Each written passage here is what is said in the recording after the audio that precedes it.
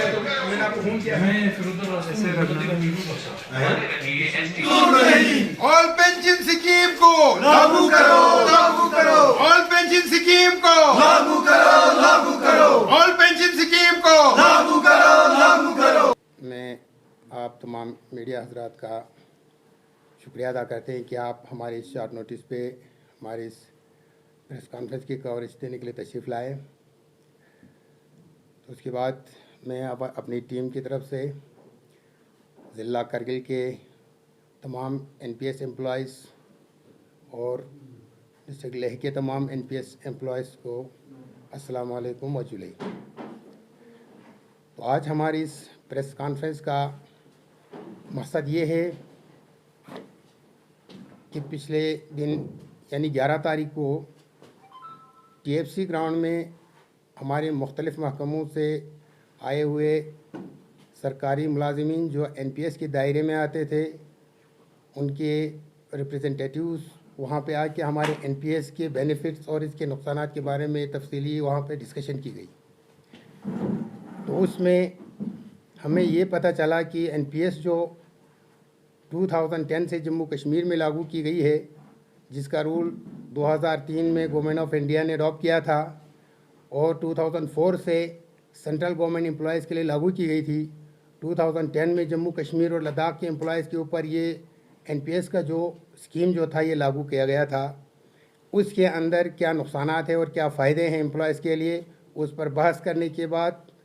हमें पता चलता है कि NPS जो है नेशनल पेंशन स्कीम जो है वो हमारे सरकारी मुलाजिमीन जो 2010 के बाद रिक्रूट हुआ है उनके लिए बहुत नुकसान है, उनका फ्यूचर बिल्कुल डार्क है।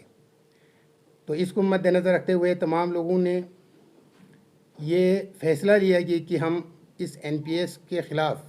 यानी इस NPS को रिवोक करने के लिए सरकार से मुतालिबा करने की हमें ज़रूरत है। उसके लिए एक कमेटी तश्कील देने की हमें ज़रूरत पड़ी। तो माशाअल्लाह सबकी इत्तेफाक राय से 11 तारीख को तमाम डिपार्टमेंट के मुख्तलिफ़ रिप्रेजेंटेटिव्स वहाँ तशरीफ़ लाए थे। सब ने बाइत्तिफ़ाक़ राय वहाँ पर एक कमेटी तश्कील दी गई, एक यूनियन बनाया गया जिसमें हमारे एम्प्लॉयज़ जॉइंट एक्शन कमेटी के प्रेसिडेंट मुख्तार खान साहब भी थे। तो सब ने बाइत्तिफ़ाक़ राय एक यूनियन तश्कील अमल में लाई। तो इस प्रेस कॉन्फ्रेंस के ज़रिए मैं एक चीज़ ये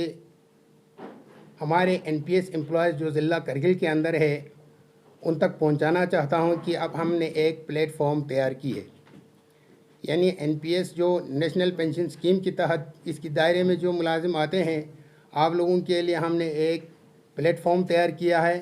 ताकि हम अपने इस राइट को यानी जो पोस्ट रिटायरमेंट जो हमारा मुश्किलात है उसको हल करने के लिए हम एक मूवमेंट, हम एक मुतालिबा करने के लिए, हम एक आवाज़ उठाने के लिए हमें प्लेटफॉर्म मुहैया हो। तो इसमें हमारा जो NPS के ख़िलाफ़ हमें आवाज़ उठाने की ज़रूरत क्यों महसूस हुई, इसमें मैं ब्रीफिंग ये देना चाहूँगा कि 2010 के बाद जो एम्प्लॉयज़ जम्मू कश्मीर और लद्दाख के जो रिक्रूट हुए थे वो नेशनल पेंशन स्कीम के तहत आ रहे हैं। आज वो रिटायर हो रहे हैं। कुछ हमारे करगिल से ही 1-2 मुलाजिम रिटायर हो चुके हैं और वो आज के डेट में रिटायर होने के बाद महज 530 रुपये उसको पेंशन मिल रही है। तो इस वक्त हमें जो NPS के दायरे में जो मुलाजिम आते हैं उनको सोचने पर मजबूर हुआ कि वो अपनी पूरी ज़िंदगी, पूरी जवानी जो है इस कौम के खिदमत करने के बाद, इस डिपार्टमेंट के खिदमत करने के बाद जब वो रिटायर हो जाते हैं, सरकार कहते हैं कि अब आप काम करने के काबिल नहीं रहे, आप सरकारी मुलाजिमत से सबकदोश होकर रिटायरमेंट लेकर अब घर में आराम करके बैठ जाइए। तो जब वो आराम करने के लिए घर जाते हैं तो उसको हज़ार किस्म का सोचना पड़ता है, क्योंकि अब उसको मजदूरी के लिए काम ढूंढना पड़ रहा है। ये तो हम सभी हमें सोचना है कि 530 या 600 रुपये में वो बंदा क्या गुजारा करेगा, वो बाल बच्चों का क्या वो उनका देखभाल कर सकते हैं। ये तो हर कोई जो है सोचने की बात है। तो मैं इस मीडिया के माध्यम से हमारे UT लद्दाख के गवर्नर RK माथुर साहब, ऑनरेबल लेफ्टिनेंट गवर्नर साहब से मैं रिक्वेस्ट करना चाहूँगा, उनसे गुजारिश करना चाहूँगा कि हमारे जो न्यू नेशनल पेंशन स्कीम जो है इसको रिवोक करके ऑल पेंशन स्कीम को रिस्टोर किया जाए। ये हमारी मेन डिमांड होगी, क्योंकि जब तक ओल्ड पेंशन स्कीम रिस्टोर नहीं होती है, हमारे जो नए जो रिक्रूट हो रहे हैं, हमारे आज भी हमारे मुस्तकबिल में जो बच्चे आ रहे हैं, हमारे एम्प्लॉयज़ जो मुलाजिम आ रहे हैं, उनका भी फ्यूचर डार्क है, और प्रेजेंट में जो काम कर रहे हैं सरकारी मुलाजिमीन जो एनपीएस के दायरे में है, उनका भी फ्यूचर डार्क में है। तो लिहाजा इन मुतालिबात को उजागर करने के लिए हमने ये एसोसिएशन तैयार किया है, और इस एसोसिएशन को all Ladakh NPS employees association के नाम से रखा गया है। तो मैं अपनी ज़िले के तमाम एनपीएस एम्प्लॉयज़ से एक गुजारिश करना चाहूँगा कि अब हम सब मिलकर इस यूनियन को मजबूत करने की ज़रूरत है। हमें इस यूनियन को ताकत की ज़रूरत है ताकि हम सरकार से मुतालबा कर सकें, ताकि हम सरकार से रिक्वेस्ट कर सकें कि हमारे जो रिटायरमेंट के बाद जो हमारी ज़िंदगी जो है वो एक खुश असलूबी से गुजर सके। हमारे बाल बच्चों का जो रिटायरमेंट के बाद वालिदैन घर में जाएंगे तो उनके पास कुछ लेने के लिए कुछ बचे। क्योंकि मैं ये कहना ज़रूरी समझता हूँ कि एनपीएस एम्प्लॉयज़ और हमारे ओपीएस के एम्प्लॉयज़ हैं, उनमें क्या फ़र्क है। जब कोई ओपीएस रिटायर हो जाते हैं तो घर जाएंगे तो उसके पास जीपी फंड्स का कुछ पैसे उसके पास यकमुश वसूल हो जाता है। उसके अलावा उसको कम्यूटेशन का सुविधा दी गई है, ग्रेजुएटी का सुविधा दी गई है, और उसके साथ साथ उसको जो है मंथली पेंशन से जो है वो उसको रखा गया है। तो लिहाजा जो एनपीएस के अंदर जो मुलाजिम आते हैं, आज जब वो रिटायर हो रहे हैं, ना उनको कोई कम्यूटेशन का सुविधा है, ना उनको कोई जीपी फंड्स का कोई सुविधा है, ना कोई पेंशन उनके पास है। तो लिहाजा मैं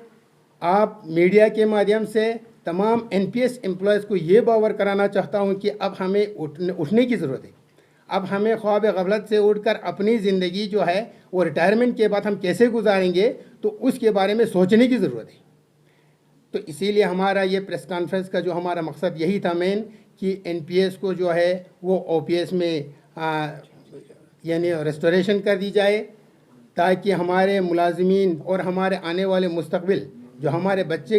जो नए रिक्रूटमेंट होने जा रहे हैं, उनको ये मुश्किलात पेश ना आए। क्योंकि हमारे लद्दाख जैसा हार्डशिप एरिया में हमारे मुलाजिम जो काम कर रहे हैं, वो अपनी पूरी जवानी जो है यहाँ पर हमारे पुलिस डिपार्टमेंट के अंदर हमारे डॉक्टर्स, हमारे इंजीनियर्स, हमारे प्रोफेसर्स, लेक्चरर्स, टीचर्स और महकमों में काम कर रहे बाकी मिनिस्ट्रियल साइड के, फील्ड स्टाफ्स के छोटे मुलाजिम सब जो है अपने अपने डिपार्टमेंट इस कौम की खिदमत करने के बाद जब वो घर जाएंगे तो उस वक़्त उनका हाथ खाली होगा। उस वक़्त वो किसके दरवाजे पे जाएंगे? क्योंकि उनको उस टाइम जो है एक ऐसा वक़्त होता है जहाँ पर न काम करने के काबिल रहते हैं, न मजदूरी करने के काबिल रहते हैं, न कहीं नौकरी करने के काबिल रहते हैं, क्योंकि सरकार ने तो 60 साल के बाद उसको रिटायर कर दिया गया है कि वो काम के काबिल नहीं रहा। तो मैं फिर एक बार सरकार से मुतालिबा करते हैं और हम कोशिश करेंगे कि इस ओपीएस को जो है रिस्टोर करने के लिए सरकार के पास, सरकार के दरवाजे पर जाकर हम दस्तक देंगे। उन्हें गुजारिश करेंगे कि मेहरबानी करके हमारे जो सरकारी मुलाजिमीन जो आज प्रेजेंट में हैं और हमारे आने वाले फ्यूचर थे, उनके लिए जो है ओल्ड पेंशन स्कीम को रिस्टोर कर दिया जाए। तो उसके साथ हमारी इस एसोसिएशन का ये कोशिश रहेगी कि अब करगिल के अंदर हमने एक एसोसिएशन बनाई है। इंशाअल्लाह हम इसको कोशिश ये रहे कि लेह के अंदर भी हम ऐसा एक एसोसिएशन बनाएंगे। फिर पूरी लद्दाख के ऊपर जो है national movement for all pension scheme के लिए हम एक रास्ता हमवार करेंगे। तो हम उम्मीद भी करते हैं कि जब हम कोई हरकत करेंगे तो खुदा बरकत देंगे। तो हम उम्मीद करते हैं कि इंशाअल्लाह हम गवर्नमेंट ऑफ इंडिया के हमारे ऑनरेबल प्राइम मिनिस्टर साहब, ऑनरेबल होम मिनिस्टर साहब से भी हमारी गुजारिश है कि हमारे एम्प्लॉयज़ जो नेशनल पेंशन स्कीम के तहत आते हैं, जो नेशनल पेंशन स्कीम का जो रूल लागू की गई है उसको रिवोक करके ओल्ड पेंशन स्कीम को रिस्टोर किया जाए। और साथ में हमारे लद्दाख के गवर्नर साहब से मैं भी एक बार फिर अपील करता हूँ कि इसके बारे में रिकमेंडेशंस दें। तो मैं अपने इस मीडिया के माध्यम से मैं हमारे ऑनरेबल सीसी साहब उनसे भी गुजारिश करता हूँ, लेह के सीसी साहब से भी गुजारिश करता हूँ, और हमारे जो एमपी जेटीएन साहब से हमारी गुजारिश है कि आप लोग इस मसले को उठाएं, क्योंकि ये मसला सिर्फ आज के चंद मुलाजिमों का नहीं है, ये हमारे आने वाले मुस्तकबिल में जो मुलाजिम आ रहे हैं उनके लिए भी तो मसले हैं। इस मसले को सरकार के सामने उठाकर इस मसले को हल करने में हमारी मदद करें।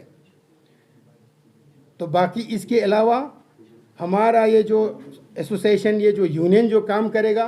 तो इंशाअल्लाह हमें उम्मीद है कि हमारे बाकी एम्प्लॉयज़ की यूनियन से, हमारे पूरी करगिल के एम्प्लॉयज़ जॉइंट एक्शन कमेटी है, वो हमारे सपोर्ट्स में खड़े होंगे और हम सब मिलकर और हमारे खुसूसन हमारे NPS एम्प्लॉयज़ जो हमारे मुख्तलिफ़ महकमों में मुख्तलिफ़ ब्लॉक्स में मुख्तलिफ़ जगहों पे काम कर रहे हैं वो हमें सपोर्ट करेंगे। और इंशाअल्लाह हम उम्मीद रखते हैं कि एक न एक दिन ऐसा आएगा कि हम जो है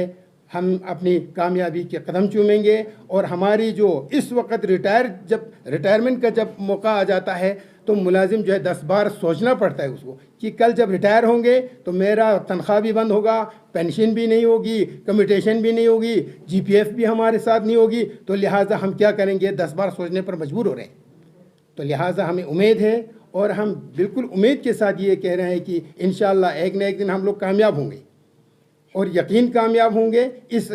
यकीन के साथ जो है हम अपना जो मूवमेंट जो है, हम अपना मूवमेंट का ये मतलब नहीं हम सरकार की कोई खिलाफ करने जा रहे हैं, नहीं, हम अपना राइट मांग रहे हैं, हम अपने बच्चों के फ्यूचर के लिए मांग रहे हैं, हम अपने हुकूक मांग रहे हैं। इसको एक लीगल तरीके से एक सिस्टमेटिकली हम इसको सरकार के सामने रखेंगे और हम उम्मीद करते हैं क्योंकि हम सरकार की ही मिशनरी है, सरकार को ही मजबूत हमने करना है। इस सरकार की मिशनरी को कामयाब करने के लिए और भी स्ट्रॉन्ग लाने के लिए हमारे मुलाजिमीन को भी स्ट्रॉन्ग होने की ज़रूरत है। मुलाजिमीन को भी सरकार की तरफ से ये सुविधा जो नहीं है इनको देने की ज़रूरत है। आज मेरा एक मुद्दा ये भी है कि हमारे NPS एम्प्लॉयज़ का कोई GP अकाउंट्स नहीं होती, GPF का कोई अकाउंट्स नहीं, लेकिन 7 CPC के एरियर्स के लिए यहाँ पे एक अकाउंट्स जो है वो बनाया गया था। बाद में रिफ़ंड करने के बाद वो GPF अकाउंट जो है इस वक्त डीएक्टिवेट कर दी गई है। मेरा गुजारिश है कि अगर कोई एम्प्लॉयज़ विलिंग करे कि GPF डिडक्शन में डालें, अगर GPF काटना चाहें, तो मैं अपने UT एडमिनिस्ट्रेशन के ऑनरेबल लेफ्टिनेंट गवर्नर साहब से मैं रिक्वेस्ट करूंगा कि हमारे वो GPF अकाउंट जो है वो रिस्टोर कर दें और जो विलिंग एम्प्लॉयज़ होगा वो अपना GPF डिडक्शन करेंगे और वहाँ पे कम से कम वो रिटायरमेंट के दौरान कुछ पैसे जो है वो घर ले के जा सकेंगे, क्योंकि इस वक्त जो है 7% इंटरेस्ट पे वो जो GPF चल रही है। तो इन चीज़ों के साथ मैं एक बार फिर आप तमाम लोगों का शुक्रिया अदा करते हैं और फिर एक बार अपने UT एडमिनिस्ट्रेशन से गुजारिश करते हैं, गवर्नर साहब से गुजारिश करते हैं, हमारे CEC साहब, हमारे MP साहब और ले के CEC साहब से भी गुजारिश करते हैं कि आप लोग इस मसले को उजागर करें और सरकार से मुतालिबा करें कि हमारा ऑल पेंशन स्कीम जो है वो रिस्टोर करने के लिए हमारी मदद करें। और हम उम्मीद करते हैं कि इंशाअल्लाह आप लोग हमारे साथ देंगे और हम जो है इसमें कामयाबी